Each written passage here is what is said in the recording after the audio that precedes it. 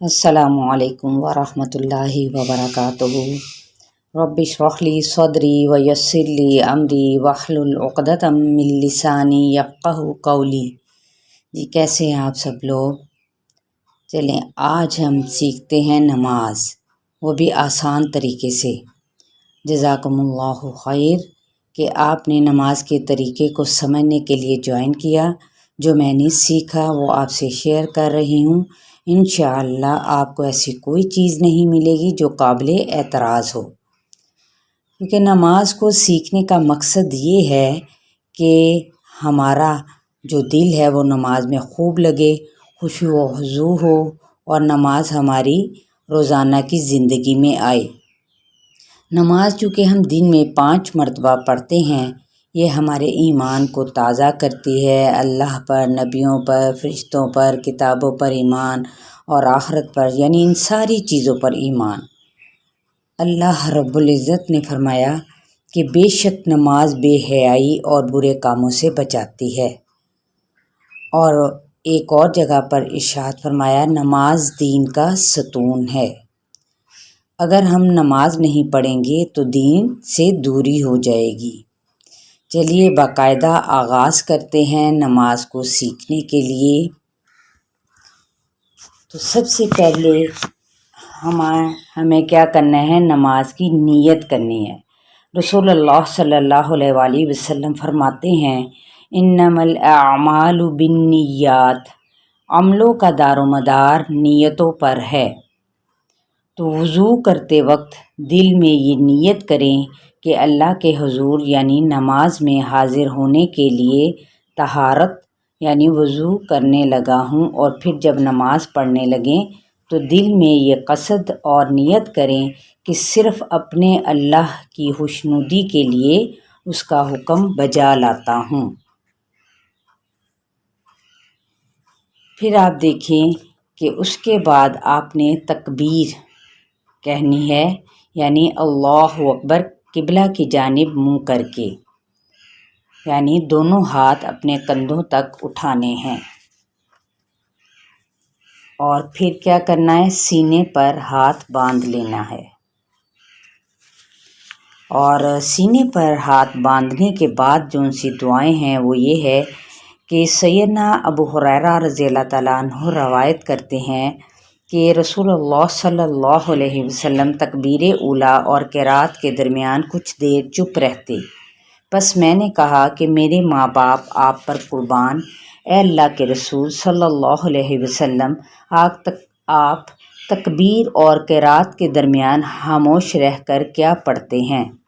تو آپ صلی اللہ علیہ وآلہ وسلم نے فرمایا کہ میں یہ پڑھتا ہوں جی اللہم باعد بینی وبین خطایای کما باعدت بین المشرق والمغرب اللہم نقنی من الخطایا کما ینقی الثوب الابیض من الدنس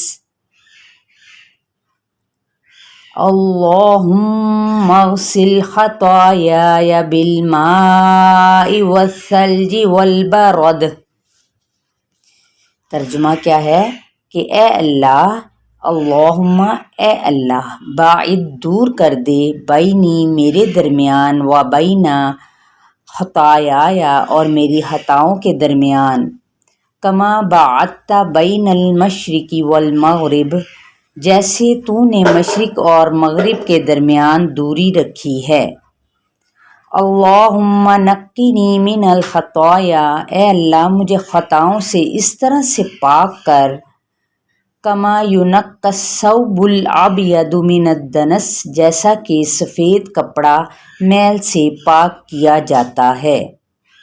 اللہم اغسل خطایای بالماء والثلج والبرد، اے اللہ میری خطائیں یعنی اپنی بخشش کے ذریعے سے پانی، برف اور اولوں سے دھو ڈال۔ صحیح بخاری کی روایت ہے یہ۔ اب آپ ایک بار پھر میرے پیچھے پڑھ لیں، اللہم باعد بینی وبین خطایای کما باعدت بین المشرق والمغرب اللہم نقنی من الخطایا کما ينقى الثوب الأبيض من الدنس اللهم اغسل خطاياي بالماء والثلج والبرد. ٹھیک. اسی طرح سے ایک اور دعا بھی ہے جو اس موقع پر پڑھی جاتی ہے، وہ ہے یا تو آپ یہ پڑھ لیں یا پھر ایک اور چھوٹی سی دعا ہے، اللہ اکبر کبیرا والحمد للہ کثیرا وسبحان اللہ بکرۃ واصیلا. اللہ سب سے بڑا ہے، بہت بڑا، ساری تعریف اسی کی ہے، وہ ہر عیب سے پاک ہے، صبح اور شام ہم اس کی پاکی بیان کرتے ہیں. مختصر ہے یہ دعا اور فائدے میں بہترین ہے.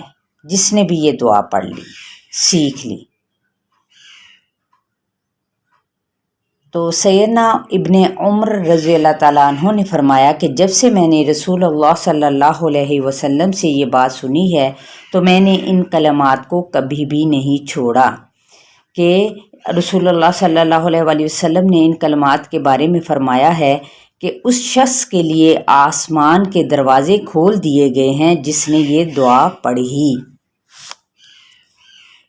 اس کے علاوہ ایک اور دعا بھی ہے، یہ بھی پڑھی جا سکتی ہے، وہ یہ ہے سبحانک اللہم وبحمدک وتبارک اسمک وتعالی جدک ولا الہ غیرک.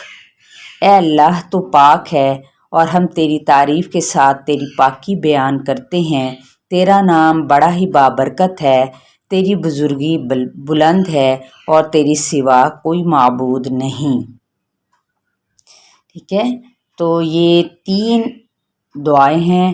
یہ امید کرتی ہوں کہ آپ اس کو یقیناً حفظ کریں گے اور اس کو تبدیل کر کر کے پڑھتے رہا کریں گے.